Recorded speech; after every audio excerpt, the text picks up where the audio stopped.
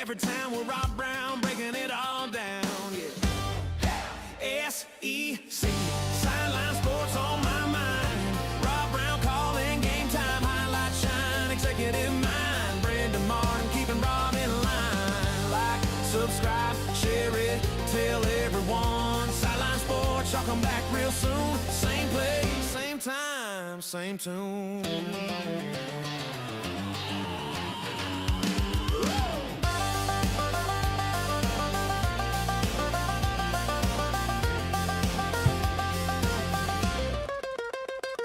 From the booth to the field, every Saturday feeling you home. We ride that rivalry, make that living room sound like the zone. From Tiger Growls to Rebel Crowds, every hometown heartbeat loud. Rob and Brand turning up that talk like you right. I love this band. I mean, are they? You got to name the band. I know we got to name the band, people. Rob Browne in Memphis and Brendan Martin in Ocala, Florida. First downs. I love it. And the touchdowns, we could call them the touchdowns. That's the band. And Brendan found these guys in a garage in Bartow, Florida. And wait, no, in the Forest People. How about we call them the Forest People? Well, they were out of a gig. You know, Okay, they were working at the Rainbow Room out there with the Rainbow People, and Hey, you remember tough times. what Doyle Hardgraves they said in the movie Sling Blade about that band? They said, what we need is a paying gig. So they got a paying gig. There you go. There we go. But we have got a great show today for you, man. Take a picture with your cell phone of the QR codes. Brendan's got us streaming live on 8 channels, YouTube, Twitter, and Facebook, okay? That is hard to do, but we do it. And then it goes on Spotify, Instagram. Tell you what, a lot of you watch Instagram Reels. So Oakley, the intern's got like 2,300 followers on there. Share us, like it, and subscribe. Share, like, subscribe. You know what to do. Hit the button. It is simple. Got a great one today. Jordan Davis Hill, 247 Sports, covers Georgia. He is batting in the leadoff position, followed up by Franz Beard. Be talking some SEC basketball about his great book, The Golden Season, the Gators national championship last year. And Yancy Porter, I tell you what, we got to get Yancy better. He has had the extended flu here for several weeks and trying to get better, but he'll be on in the second half hour. Jordan, first off, love that coat, the McLeod coat from the old TV show. You're too young to remember that, but he was a great Dennis Weaver. Love that coat. You are in Athens right now. You got basketball season. Dogs got a great win last week at Kentucky. You got basketball, you got football, you got baseball. You tell us what you want to talk about and walk freely because you have a lot to say. I appreciate that. I was going to mention, you guys were talking about the band from Sling Blade. The one thing we got on them, we got microphones. I don't know if you remember them talking about that, but I think the big thing right now is Georgia men's basketball. They won at Kentucky. That was only the 5th time they have ever won in Rupp Arena. And so that was huge. And last week was huge for Georgia. They were trending in the wrong direction. They'd lost 5 of 6. They really desperately needed some wins to get them back on track. I really thought only one was going to be possible last week, but to win in Lexington, to come back home and beat Texas and Stegman. I wrote a story this morning right before I came on with you guys that they've kind of reasserted themselves on the NCAA tournament bubble. Bracket Matrix, which collects about 112 different brackets from bracketology experts across the country. They've got Georgia as a 9 seed right now, and I think that they've still got some work to do. They still got 4 games left in the regular season, but man, Georgia's done a very good job of putting itself back in position after it kind of looked like things were going and trending in the wrong direction. Yeah, and the race can get away from you. It looks like Florida's, it's theirs to lose. I don't see them losing, but Georgia, talent-wise, each year Mike White gets a little bit better. This is year 3. Give a progress report. Kind of, what are the fans saying? It's actually year 4 for Mike White, and that's right. Yeah, I think that what he had done before this year is every single year they had gotten better. And this was the year, to me, that was the big test, because you lost Asa Newell, who was a first-round draft pick by the Atlanta Hawks. You lost Silas Timmery Jr. to UConn, and he's having a fantastic season with UConn. So it was sort of, how do you follow the first NCAA tournament appearance for Georgia in a decade? And they've done a pretty good job. Now, again, it looked like it was kind of going sideways. And to Mike's credit, I don't think there was any panic. And he brought it up when they kind of started that slide, that the previous season they had, I think, 2 separate 3-game losing streaks during SEC play.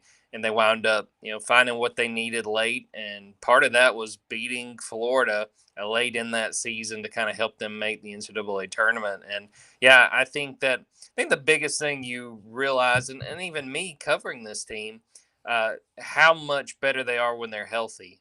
Jeremiah Wilkinson missed a week of action, and both of those games were losses for Georgia. Santos Surreal had not been 100%. He had been sick. He had dealt with an ankle injury. He saw how big he was against Kentucky, especially. I think this is a pretty dangerous team when they're healthy. Now, that's the challenge this time of year. I mean, these guys have gotten a bunch of games under their belt at this point, and understanding that there's 4 regular season games left. There's at least 1 in the SEC tournament, and just totally depends on how far Georgia goes there. And then you want to try to carry that into the NCAA tournament. I know, fans were frustrated during that losing streak, but I will say, folks over on the Junkyard, over on Dogs 24/7, I think a lot of people have given Mike credit, because like I was saying a few minutes ago, it felt like this thing was trending in the wrong direction. They got Jeremiah Wilkinson back for the Kentucky game. They win that one, carry that into a big win against Texas on Saturday, and now they're getting ready to go to Nashville to play Vanderbilt on Wednesday night. Well, in basketball, you say in the SEC, historically people would say Kentucky's the only basketball school. Well, you're not a basketball school until you are. I mean, look at Florida, look at Auburn, look at Arkansas, and you start winning. Georgia's got 19. They're gonna win 20 plus games this year, and that still is a great standard to go by. Correct? Absolutely, especially at a program like Georgia. I think this was like during the Tom Crean era. Someone put out a graphic that just kind of had like factoids about all the SEC teams. At that point, it was still just the 14. Texas and Oklahoma had not joined. And I mean, you saw that Georgia's men's basketball history had an argument for the worst in the SEC. I mean, it was up there with like a Mississippi State or a school like that. And, I think that a lot of the people who really follow the program are reasonable about expectations, but also understanding that, I mean, I see Georgia as a team that, and I wrote about this early in the Mike White era when things, were not going quite as well. I think that was his second season. And to his credit, they really regrouped at the end of the year and made an NIT run that was really impressive. But just why Georgia couldn't, I'm not even saying be like on a Florida level, but make the NCAA tournament 2 out of 3 years, be in the top 25 maybe once or twice in a season. Like the talent around the state, and even if you just want to say in Florida, North Carolina, some of those bordering states, like you have the talent to get there. But a lot of the things I think over the years has been resource allocation, and I think all SEC teams struggle with that, with, well, how much we want to put toward this versus our football team. But I think that Georgia right now, I think this is about where Georgia should expect itself to be in the NCAA tournament conversation year after year, trying to pull a few upsets, which they've done this year. I think Mike deserves a lot of credit, especially compared to what he inherited. I think Georgia won 6 games in Tom Crean's last year. Steady progression up and being relevant, right now. Rob, what my thing as someone who covers the basketball team, I'll cover them as long as the season goes on, but it is nice to have things to talk about right now rather than, all right, we're like 3 or 4 weeks away from spring practice. Like, just hold on for me. They're actually still relevant, which is nice to see. Yeah, and one of the great names in all of college basketball, Santos Surreal. Where is he from? He's actually from Nigeria, if I'm remembering correctly. Yeah. Georgia, I like the big dog on the court. I mean, they're doing a lot of things. You don't have to build an entire new arena. Again, now it's going to go toward, buying players to come in there and play for you. But the expectations, let's say Georgia gets to the Sweet 16, that would, Metro Atlanta alone can supply a lot of teams with basketball players. How's recruiting going? It's one of those things that the way this season ends, I think, is going to dictate how that plays out. And I'd even say this, Rob, even if they don't make it out of that first weekend, if they win a game, I don't believe Georgia's won a game in the NCAA tournament since 2002. So I think even that is a shot in the arm. And I think that Georgia, the way it handled recruiting for this class, they've really said we're going to wait until after the season to really hone in on guys. They don't have any high school commits in this class, but I think they've done that strategically. One, because they felt like they could sell what they would do in this season, and two, since Mike White's got there, really their best recruiting out of high school has been after the season. They've taken advantage of coaching changes, of high school guys getting a better feel for the roster they were getting ready to join. Great example, Silas Demery Jr. is going to go to USC. Well, one of their guards decides, well, I'm going to come back for another year. Yeah. And so he says, all right, I'm opening this thing back up. Georgia winds up signing him. Blue Cane was going to go to Georgia Tech. Georgia Tech fires Josh Pastner, and then he winds up coming to Georgia. Santos Cyril, who we were just talking about, he was Kentucky's first commit in his class, had signed with Kentucky. John Calipari goes to Arkansas, so he opens it back up, and he winds up coming to Georgia instead. So it's a gamble by doing that. If you say, well, we're going to kind of wait till after the season, and then, you win 15 games and you're trying to sell kids on coming here, it's very dangerous. But I think they felt good about this team, and also I think they recognize they've got guys that, in theory, they can bring back, like a Jeremiah Wilkinson, Smurf Millender, guys who still have eligibility. Now you got to keep those guys. But I think that they're going to add some guys from high school, but that's going to kind of come after the season. And if they carry this thing forward the way they're playing, they're going to have some momentum that they can try to take advantage on the recruiting trail. Yeah. And then you look around the conference. I mean, last year, 14 teams, not going to get 14 this year, maybe 9 or 10, but it's still top to bottom. I think you could argue the best basketball league. And there's really, I mean, LSU and South Carolina are terminal. I don't understand how they can be that bad, especially with the resources especially LSU has. All right, so Georgia, quickly on some baseball. We'll get to football. I mean, we got you on here every week, and I want to use the time valuably. SEC baseball is really, really big. The top 8 teams, a lot of them are from the SEC, top 10, top 25. Yeah, I mean, I think it's going to be a knockdown, drag out in baseball, and it feels so cliche, Rob. But I feel like most of the sports we talk about, it's like, man, the separation from like 1 to 5 of the best teams, like there's not a ton of it, and I think you're going to see that in this SEC baseball season. And Georgia's gotten off to a pretty good start so far. I know that having beaten Wright State, I'm trying to remember USC Upstate, they swept Sanford over the weekend. I think they're off to a good start, and I'll throw this name out here. Guys around the program really excited about a pitcher, Joey Volchko.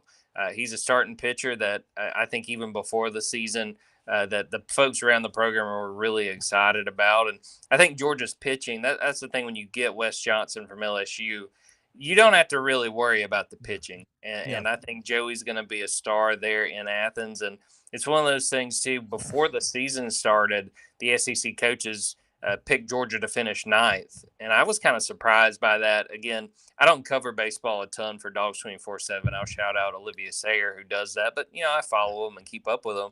And I was like, 9th seems kind of low just from kind of the talk around the program and how folks were feeling. I think that just shows you that the SEC, that's how deep it's going to be this year. And I think we talked about this last week. I think you're going to see a situation where a team that maybe finishes 6th or 7th or 8th in the SEC, they get hot right there when the NCAA tournament gets started, and all of a sudden we're talking about them as a real threat by the time we're getting to Omaha. Yeah, I agree. I mean, Butch Thompson's used to that at Auburn, and look what happens over there. And Wes Johnson, great, elite pitching coach in a good way. All right, one other thing. You live there, Metro Atlanta, well, Athens, it's an hour, depending on what part of Atlanta you're in, but you're a Braves fan. What's going on? Are we heading – Dudley Dawson, he'll be on tomorrow, Cardinals Nation, shout out, Inside Arkansas. He thinks we're heading toward a lockout. He and Vince Ferrara both talked about that. Do you agree with that because of the salaries and what the Dodgers can pay versus what the Braves pay? Liberty Media, it's $100 million difference. That's big. Yeah, I'm with them. I think we are good, going to see a lockout in 2027. And yeah, I think that there's going to be a big push for a salary cap. And, I say this as someone who I got a house divided. My wife is a diehard Dodgers fan. So there's been some quiet nights during the playoffs when the Braves and the Dodgers have played. But I think I brought this up when we talked about it before. I mean, the Dodgers have the right to spend the money. The one thing we can say, they're not afraid to spend the money, which I won't say that for my team. The Atlanta Braves, I still think they need a starting pitcher, and they won't do it. I will say this, that they extended Chris Sale earlier today, so that was nice to see. But, yeah, I'm going to try to really enjoy this season of baseball because I think we're looking at a lockout. I think you got a side of owners who really want to see a salary cap, so they don't watch their teams get outspent by $50-60 million by the Dodgers. Yeah. Dodgers have every right to spend that money, but yeah, I think enjoy this baseball season. I think we might have a little bit of a break in 2027. Yeah, and I hate that, but the Braves have been so good at signing the guys to those long contracts, and they don't have to pay them a lot, but they get the longevity. They can always be renegotiated. All right, Jordan, you got a great podcast, nonstop content on the Dogs, all sports. Tell them how they can follow you. Appreciate that. Dogs247.com, on Twitter at Jordan Davis Hill, on Twitter at Dogs247. Got the Junkyard Dogcast podcast. We're going to have another episode at 12 p.m. Eastern time today, talking about the NFL Combine coming up, talking about spring practice, I guess, is 3 or 4 weeks away. So fun time of year, talking football, men's basketball, baseball, you name it. Great time as always, and appreciate you guys having me on. Always good to catch up, Rob. Oh, always a pleasure, man. Take care. See you next week. All right. Franz Beard coming in here right now, GatorBaitMedia.com. The hat, the man, he ain't a myth. He's a legend. And what do you think about our band, the Sidelines Band, Franz? Brendan has told me about this unique part of Florida around Ocala, the Forest People. And I'm sure you're familiar with the Forest People. I mean, look, I've been to Ocala. I've been down there many times through there, but I haven't spent any time there. But I think the Forest People could catch on. We'll see how that goes. Look, the golden season people. You've got to take the drive from Ocala down through the Ocala National Forest. You cross the Ocklawaha River, and you get into this small little community. You see a Winn-Dixie. You take a right there, and you go winding through the forest, and it's unbelievably gorgeous through there. And you never know what you're going to see. Yeah, you can see anything. Florida is a beautiful state. Inland Florida especially. It reminds you of Mississippi or Alabama, Georgia. Big cattle country down there. Oranges. Brendan, it's not like it used to be, but let me say something real quick. This book, folks, The Golden Season. Here's your author, Carlton Reese, Buddy Martin. It's a collaborative. Franz went to all the Gator games, went to San Francisco, went everywhere, San Antonio. It's less than $40, okay? Get this book. People walk in your house, your office, see it on the coffee table. They know, number one, you can read, which is, not everybody can do that. But it's a great book. It's a story of the Gators in year 3 under Todd Golden. And friends, get your arm ready because you might be writing another book this year the way the Gators are playing. But let's kind of set the table. SEC basketball, Jordan and I were talking about the Dogs, top to bottom. You and I talk a lot off air. SEC this year, toughest league? Yeah. I think it is. Okay, and then where's the Big 12 or the Big East in there?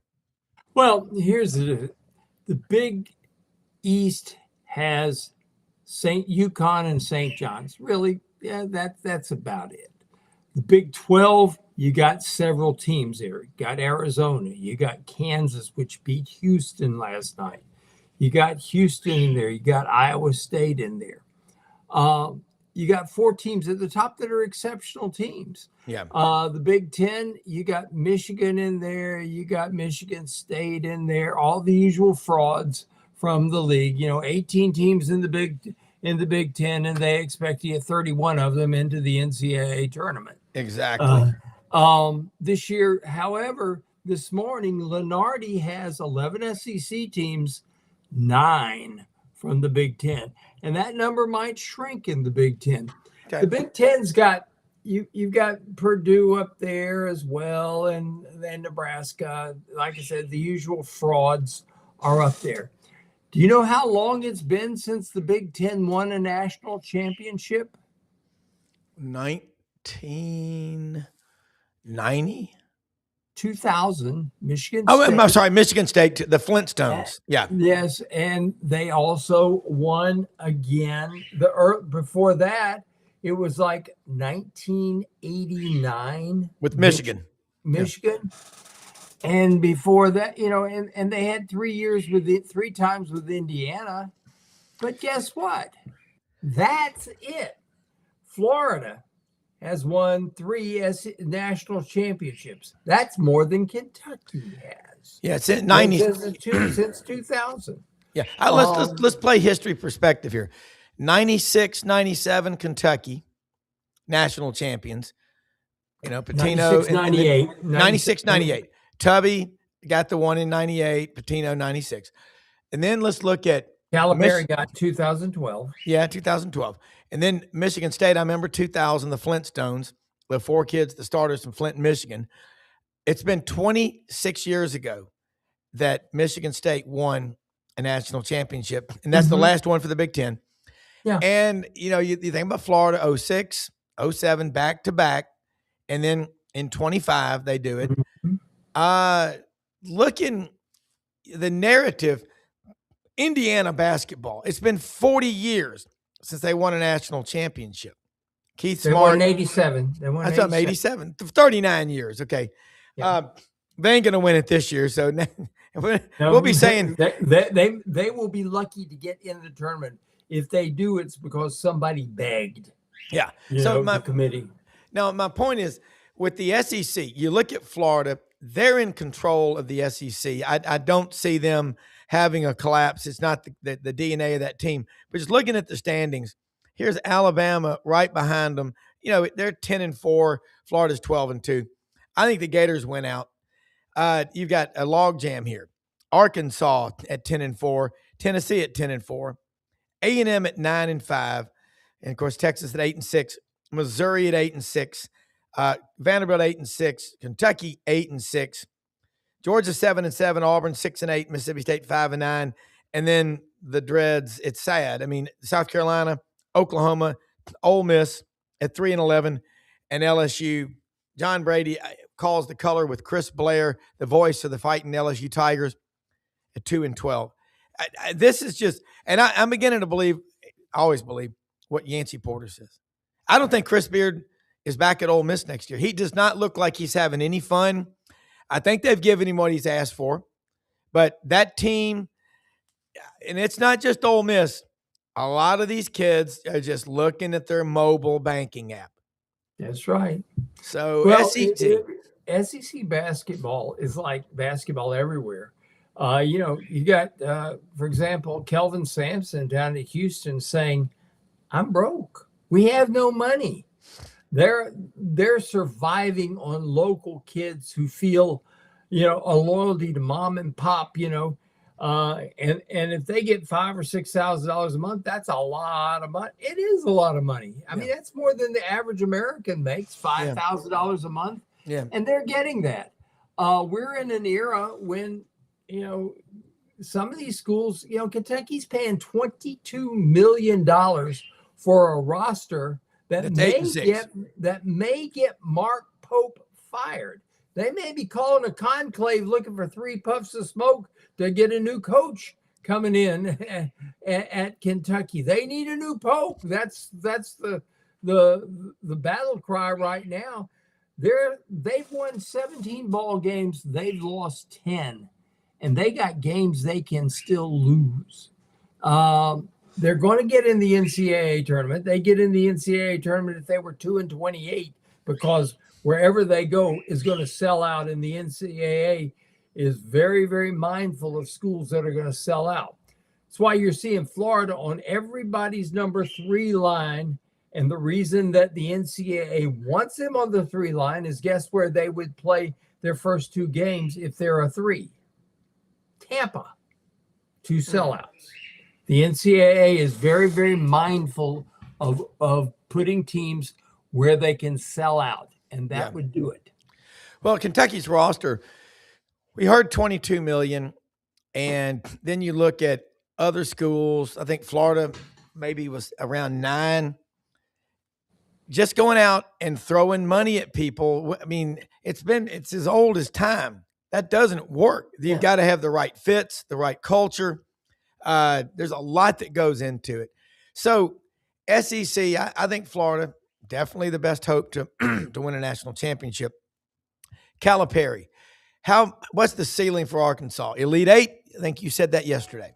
Yeah, I think they're an Elite 8 team. They are the one team that if Florida goes 2-2, there is only one team that can still beat them, and that's Arkansas. Arkansas running the table to go 14-4, beating Florida would have a head-to-head. Nobody else, if Florida just wins 2 ball games, Arkansas and Alabama and Tennessee can't do it because Florida already owns the tiebreak over those 2. Mm-hmm. So Florida's in a situation. Basically, they beat Texas and they beat Arkansas Saturday. It's theirs. Nobody can touch them. And my belief right now is Florida is the one team in the. My editors have arrived. The birds. Yes, the birds. My editors.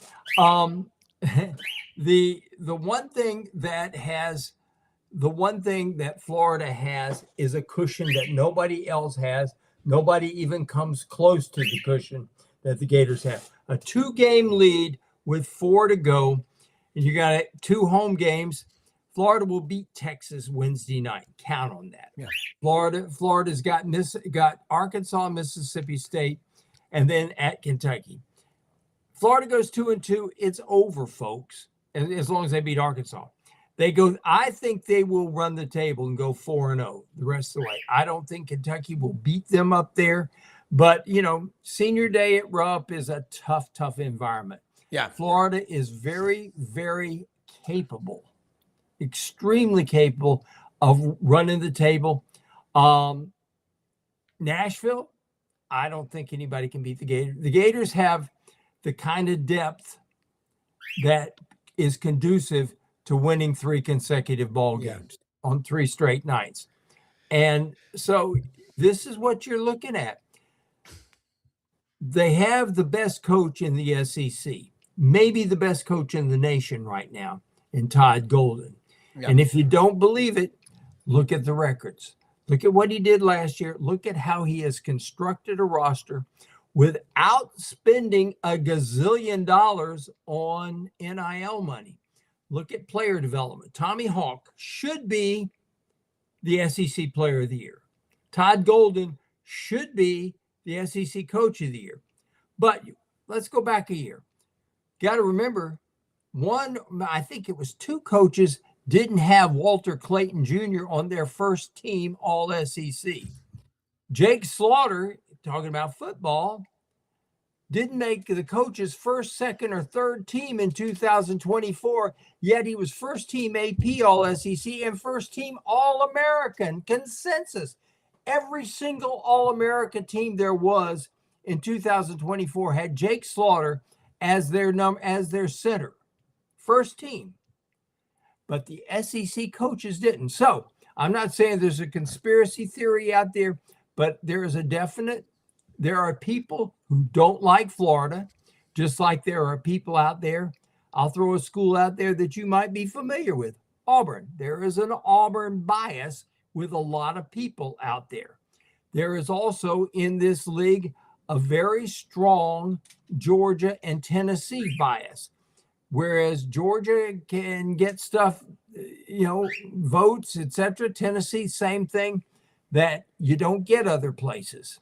Texas is coming on strong in a lot of ways, and I guarantee you, folks better beware of the fact that the Longhorns are definitely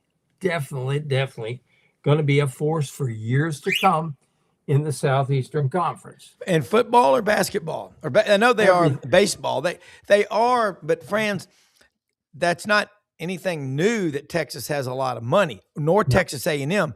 They've always had it. I don't think they do a good job managing it. Like, there's a really good podcast. We had former Texas and North Carolina's winningest coach in their history, Rob Browne, on the show back in the fall. He does a great podcast called The Stampede with Vince Young, his former quarterback. And I think he looks in just 16 years at Texas, they got one national championship, played for another, and lost it. But it's not just money. No. You compare the state of Texas, 30 million people we know of, state of Florida, 23 million people, okay? That we know of. Yeah, that we know of. Now, a lot of them are transients. And Franz, I tell this parable a lot, but it's true. I have a lot of clients and friends that, live in Florida, and they people, when you travel in Florida, you get over there to Naples and Bradenton, Sarasota, you can go to a hotel that has, yes, we have the Big Ten network, but we don't have the SEC network. And it's like how does that happen? It's kind of like when I was working in Miami, the Miami News in 76 and 77. You could go downtown in Miami and you'd see signs on storefronts. We speak English here. Well, ¿Cuántos años hace que vive in Miami? Let me give you a geography lesson. Florida exists from the Columbia County line all the way down to the west, to the Palm Beach County line. Yeah. And everything in between is Florida. Jacksonville to Tallahassee is South Georgia. Yes. Tallahassee westward to Pensacola is LA. Yeah. Lower Alabama. Yes, sir. You have southern Ohio and southern Illinois from Sarasota downward. Okay. Yeah. Over on the other side, you have southern New York, southern New Jersey, southern Connecticut, Cuba del Norte. Yeah. Okay. That's Dade County, Cuba del Norte. That's people don't believe me, but I'm telling you the truth. No, Florida, what is really Florida exists in that small area. It is. And is that what you call 6.5 million people, but y'all call Gator? That's where the bulk of the Gator fans are. Yeah, it really is. And now Florida, the University of Florida has got a ton of money. Now, don't let anybody surprise you. They do. Yeah. But here is the difference in it. Florida doesn't have 25 gazillionaires like they do at Arkansas. People don't realize how much money Arkansas has. I was on the show a couple of weeks ago and I made a comment. Only God has more money than the Longhorns. Only God and the Longhorns have more money than the Aggies. Only God, the Longhorns, and the Aggies have more money than the Sooners and the Razorbacks. Yeah. That's pretty much the truth. Yeah. And when it comes to Kentucky basketball, I'm not sure that Texas has as much money to invest as Kentucky does. Kentucky's got all those horse gazillionaires, and they will invest in Kentucky basketball. So you have a fractured SEC when it comes to money. I don't know where LSU's coming up with the money that it has had to pay off Brian Kelly, and then import Lane Kiffin. They had to pay a buyout of Lane Kiffin, which was, I think, about $4 million. $54 million they're having to pay Brian Kelly because Brian's smart. Brian's not going to coach. He's going to make them pay it all. There's no negotiation there. They're going to pay $54 million for that. Florida, look at Florida. Florida's paid Billy Napier $12 million not to coach. We paid Dan Mullen. No, it's $19 million not to coach. Dan Mullen, who was here in Gainesville last night to receive the Steve Spurrier, best first year coach award. What a great event that was, by the way.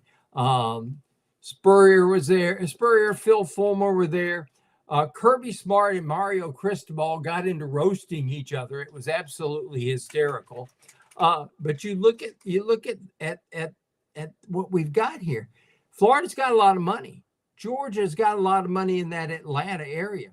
But how the money is allocated is going to determine a lot about what happens in the future of this league. Yeah. It's, we hate to say it, but we got it's professional sports. Mm-hmm. We've this notion of college sports that exists, but that exists at places like the University of North Alabama or Valdosta State. That exists at Tusculum College. That exists at Rhodes College, where our good friend Matt Dean is. Yep. College sports don't exist as we know them at the higher levels. It's professional sports. Florida has done a probably as good a job in basketball. Let's get back there. In constructing a roster without going overboard on the spending. It's a little more than it's somewhere between 8 and 9 million, which isn't a lot of money compared to what other people are spending. When you consider Kentucky spent 22, Arkansas spent a ton this year, Texas spent a ton this year, and you go into the Big Ten and look at all Michigan's throwing out at those guys. Yeah. So you've got a tremendous amount of money being spent. It's really the amount of money is one thing, but how you spend it, where you spend it, and how you build your roster. Nobody's got a better roster than Florida. Yeah. Nobody. And they've got, and the difference with Florida, and you pointed it out last year, they had 5 or 6 big guys that were athletic, could run the court and contribute, not just take up space. And that's what people get confused about. And I think that's interesting about Florida. I like Indian Pass Pirate, seceded from LA years ago. Indian Pass, I don't know if you got you some of these energy gummies yesterday or the chill gummies, or when it's time for sleep, friends, the night, the lights out gummies. But I'm telling you what, these things work. Hempforpros.com. If you need mental focus and energy, and one thing that's true, Dave told me this, Dave Bartu, the energy gummies work on appetite suppression, but they give you a lot of focus, the 4X ones. But order them. They ship out typically that day, hempforpros.com. It's a collaborative, nearly a decade with the NFL Players Association. I guess the first guy that used these gummies that said they really worked was a guy that played linebacker at Baylor and for the Chicago Bears. You all remember him. And that would be Mike Singletary. So you're going to tell Mike Singletary they don't work? If he says they work, they work, friends. By the way, you brought up a name that he was a badass. Well, Butkus, yes. You look at the history of the Chicago Bears and you think about you always think about defense, and you think about Doug Atkins, the terror of the 19. And where did Doug play his college football? At Tennessee. That's right. Big arm. And he is the alter ego for TJ Lambert in all the Dan Jenkins books that were about football. Yeah. That's Doug Atkins, who's 6'8", 290 pounds back in the day when you had 180-pound offensive linemen. Yeah, that's right. Yancy, we got Franz Beard. We've been talking some SEC and Gator basketball. First off, I hope you are feeling better. Glad having you on here. I want to pick up on something. Rebel Yell Hotline, folks. Catch it Monday nights, 6 p.m., Sports 56 WHBQ in Memphis, and all over on Super Talk Mississippi. It is a great show. It's an hour of power like this show. But Yancy, thank you for taking time to share with us. Tell me what's going on with Ole Miss basketball, because I live in Memphis and I've been to a lot of games. I love Oxford. I'm not going to lie. I freaking love that town. I love the people down there, my Ole Miss friends. I can't understand how it's not working, because that Grove Collective financially has one of the strongest sheets in all of college. Yeah, it's not because of lack of funding for the roster. That had nothing to do with it. They just did a bad job of roster construction. Do not have a point guard that can beat you off the dribble, and don't have a big man that can take it home. So when you don't have a point guard and you don't have a big man, it's really tough to be successful in the SEC. Yeah, you get to talk, and you were ahead of everybody. I don't know what it is about this show. Frank Duffy was 2 weeks ahead on the Kiffin stuff with LSU. You were a month, maybe 2 months ahead. Don't be surprised if Chris Beard is the next basketball coach at Ole Miss. I watched that introductory press conference. I mean, it was a big crowd at the Pavilion. Let's play hypothetical here. If he leaves, who does Ole Miss go after? That's a great question. Big if. I don't know, because when Beard and his staff is the seventh highest paid head coach, top 10 highest paid salaries for the assistants, top 10 highest paid NIL roster. So the door is going to be open for a lot of different coaches if Beard were to leave, I would imagine, because all the resources, arguably, the top basketball facility in the country, not the biggest, but certainly along with Auburn and a couple of the other schools, certainly the nicest. You got love it. Top shelf indoor practice facility to go with it. I mean, all the ingredients are there, right? I agree with that. The recruit from. The facilities are there, the pay's there, the president's there, the NIL director's there. Everything's in place for somebody to win. You're an hour from Memphis. I would hate to see Beard leave and not at least bounce back and show that that he can come back from this and kind of run from the problem that he created. I don't think he will, but it would surprise me if he did. Yeah.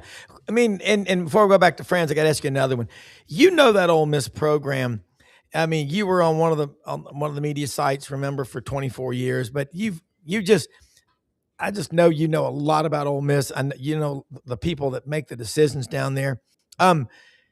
Basketball's big at Ole Miss, and the Sandy and John Black Pavilion.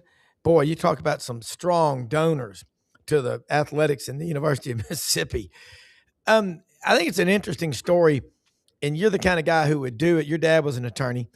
I'd like to see how many of these Ole Miss graduates from this top 3 or 4 in the nation School of Accountancy and a great law school, they're going to start running a lot of the Fortune 500 companies. Start connecting the dots. Money's going to be coming back like we've never seen at Ole Miss in the future.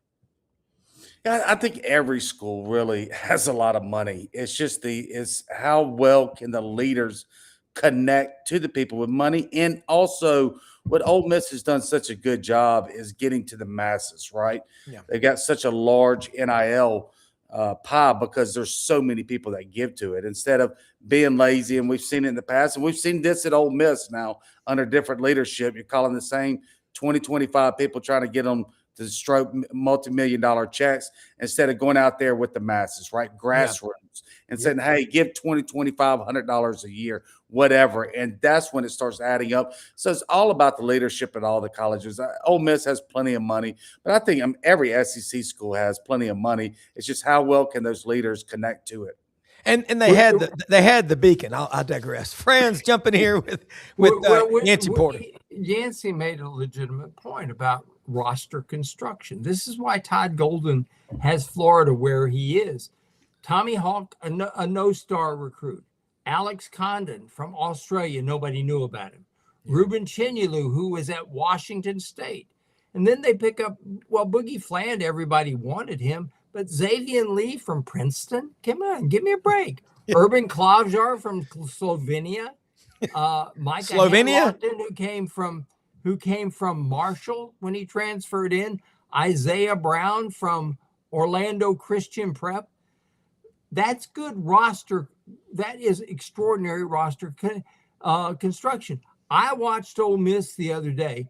They had a brilliant game plan to surround Ruben Chinyelu, who only had 3 points and 6 rebounds. Unfortunately, everybody else just said, well, gee, since I'm wide open, why not launch and make a 3? And they did. Yeah. But it is about wise use of your money. Kentucky, if you're spending $22 million, who can say that's wise use of the money? It's not. Yet you got Florida spending $8 million, and look what they've got. Yeah. I mean, I'm telling you, Arizona from what I understand, has a $7 million budget. Houston's in the top 5, and you got Kelvin claiming poverty there, and he also got his ass whooped last night by Kansas. Yeah. This is what's going to determine. And Yancy, correct me if I'm wrong, because you've been around just about as long as I have. What's going to determine the future of the SEC in football and in basketball is going to be hiring coaches that know how to put a roster together. More so than anything else. It's going to come down to who can construct a roster. Yeah. Yance. No question about it. I mean, especially with the money, there's always going to be people. I mean, if money bought titles, the Yankees would win it every year, right? The Dodgers now are kind of proving that theory on the other way because they're winning titles every year, outspending everybody. But Texas A&M would win titles in every sport every year.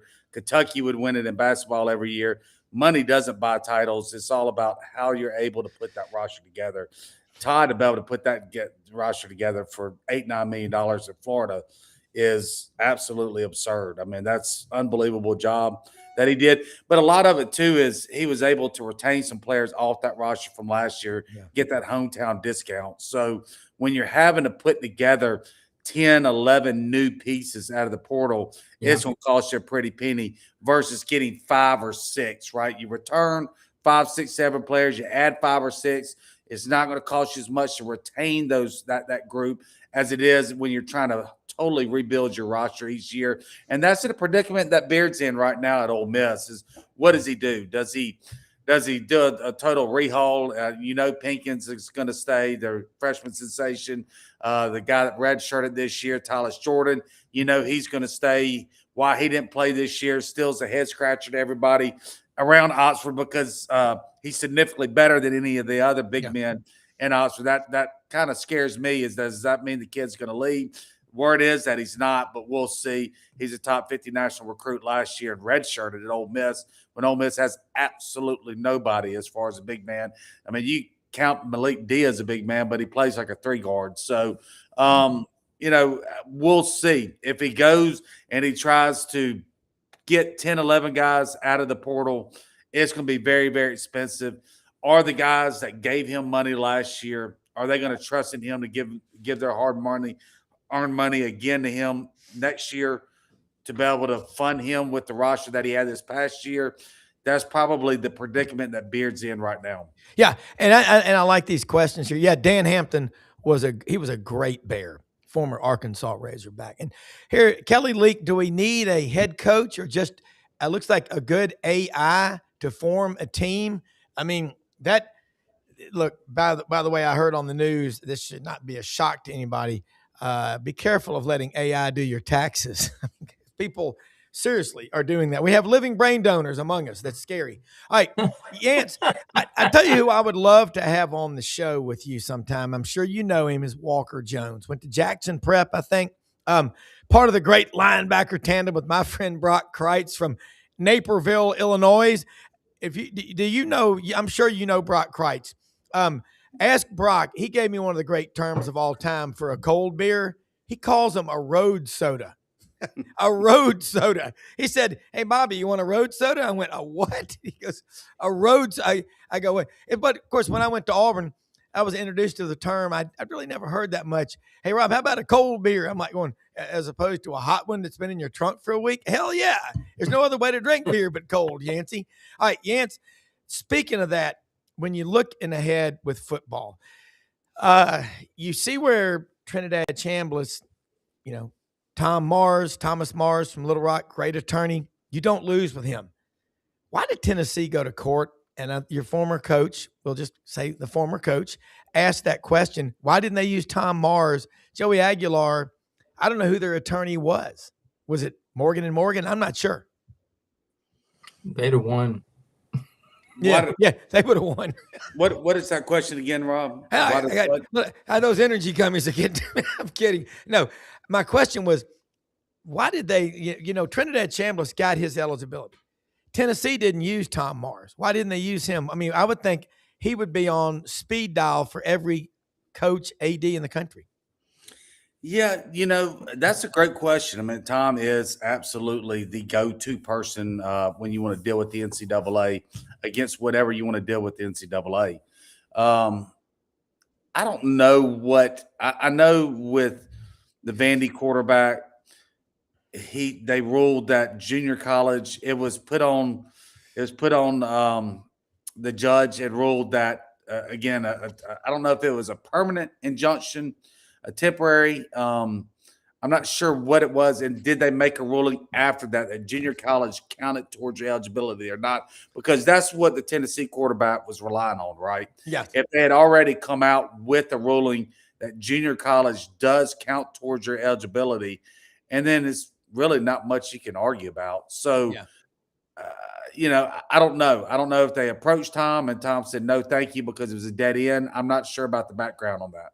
I think it was because he played 3 years of JUCO. He actually played 3 years in junior college, Aguilar I'm talking about. And so he actually got in and played 5 seasons of football. And I think that was at the crux of the ruling. Trinidad actually only played 3 years. Yeah. So, every case is, everybody likes to lump everything together. The Alabama basketball player was not, it was totally about, he signed pro contracts. He wants to come back to college. Trinidad Chambliss was about getting a medical red shirt because he only played 3 years. Pavia at Vanderbilt was that he played, I don't know, he ended up playing 6 years because he got he got a TRO. That he had only, that junior college did not count towards his eligibility towards the NCAA. I believe they came back and ruled that it does. I'm not sure about that. Yeah, they did. Then Aguilar wanted to come in and go back to that old rule and saying junior college does not count towards your eligibility. So everything is apples to oranges in all these cases. Well, and it's interesting to me, Trinidad Chambliss out of Detroit area up in Michigan, played at Ferris State. How tall is he? Is he a big, because he's so quick and he's like trying to tackle a greased pig out on the football field? I think he's listed at 6 feet. I'd say he's honestly 5'10", 5'11". Yeah, he is an exceptional player. Comes in and beats out Austin Simmons. And I think this, like right now, let's lay the groundwork. We're talking a lot of basketball. We talked about how the SEC schools are trying to keep their best players around. We know that's going to take money. But spring practice is about to start. We're going into March Madness. We got baseball going on. And I can't help but ask about Ole Miss baseball because what do you got? 3,000-4,000 people on a waiting list to get tickets at that. And it's an awesome – Franz, I don't know if you've been there. Yeah, Coach Swayze coached my friend Larry Higginbotham in baseball at Ole Miss. And Larry – took Steve Spurrier around on his visit when he came to visit Ole Miss. I spent three of my formative years in Macomb. Yeah. And Tom Swayze's daughter married Warner Alford. And so, okay. And by golly, if you were in Macomb, Mississippi, and you were going to wear any kind of clothes that looked good, you had to go to Denton and Alford. Well, hey, by the way, Yancy, along the line, my friend, I remember Yancy Porter being out there in a pair of khakis and a starched white button down and a cardinal red blazer with a red and blue tie and some white bucks going, "Why, how's everybody doing today?" I mean, you talk about a guy that absolutely loved being the athletic director. Now you've got, I think, I got to ask you this, Keith Carter. I think he's the best AD Ole Miss has ever had. He's progressive, and you got to give a lot of credit to Keith and as well the chancellor at Ole Miss, Glenn Boyce, and then Walker Jones that heads up the Grove Collective, the NIL arm of Ole Miss. Those three working together, when you have unison like you have with those three leaders in the way that they can connect with the alumni base, be ahead of the curve in everything that they do, you can do great things. Yancy. And here's the other thing they got. They got Archie Manning and Eli Manning behind all three of those people.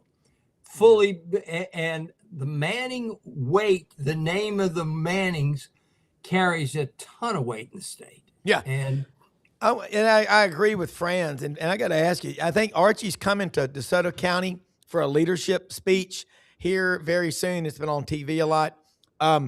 They are just, the definition of what you love about college sports and just good people. Yancy, before you go, I know Franz and I have been talking a lot of SEC basketball with you and football. What's a story, we've got a couple of minutes to go, that's going on at Ole Miss that people out there maybe aren't talking about that you know about and you're going to be telling us about? That's a lot of questions. Yeah, I think really the story, baseball, people outside of the state of Mississippi just don't quite get the passion of baseball. It is in the state of Mississippi, right? There were close to 75,000 people in the state of Mississippi for opening day weekend. It's just a passion that I don't think any other state has. But the story really from a national perspective is who's going to win that left tackle spot for Ole Miss in spring practice. Yeah, that's gonna. And that sounds odd to say, but everything else is pretty much wrapped up on that team. This is a very experienced. Last year they lost. They lost 18 out of their 22 starters from the 2014. So it's a brand new team last year. Now it's kind of the exact opposite, right? They bring everybody back. Who's going to win that left tackle spot? They got a couple guys that return on the team. They brought in a guy from Miami, Tommy Kelsler there. Who's going to win that left tackle spot? That's the biggest question mark because, look, next year's football team, last year's football team was 1 year ahead of where they were supposed to be. Yeah. It was all built for this year, and they've got a chance to be very special football next season. All right, one more question, and I got to let y'all go. Say something about sponsors. Is in 15 seconds or less, Pete Golding a hard ass? I think he's tough. He's a player's coach, though. Yeah. He's going to rely on the players to do their duty. If they don't, somebody else is going to play. Okay. He really is a player's coach. He's hard. He's tough. He's gritty. He's blue collar. He's blue collar now, but he is a player's coach. Yeah. Hey, let me ask you a quick question, Yancy. How much are tickets going for? I think week 2 of the season when a certain former coach. Well, the last time I checked, they were over $2,000 to get in the stadium. So we're going to see. That's going to be the most anticipated game in Ole Miss history in my lifetime. That's for sure. I was there when Tuberville came back in 2000. He was greeted warmly. It was fun. I remember when Ole Miss went to Auburn. Yeah, I do too. Corey Peterson caught the ball in overtime out of Germantown High School. God. Sure did. Yancy Porter. I'm not sure that the state of Mississippi has ever had as collective a hatred as there will be in one place. It is going to be fun. Yancy, hey, if you're up for it, maybe Thursday or next week, Monday or something, I'll come down there. We'll go to lunch. I'll go to Tallahatchie Grill with you. You feeling up for it? Let me know. Hey, maybe they'll have the gumbo this week. All right. Well, we'd have to do it. I got to tell you, man, great stuff from both of y'all. Thank y'all so much for being on. Hey, most often we see the face of Christ in the least among us. Go out and find ways to help people and give back. Don't give to get, give to give. And Landers Ford, Rumble Boxes, SimplePros.com, Hewlett & Dunn, My Town Roofing, all of them on the Sidelines.live website. Brendan Martin, thank you. We'll see you tonight. On Sidelines Sports, y'all come back real soon. Same place, same time, same tune.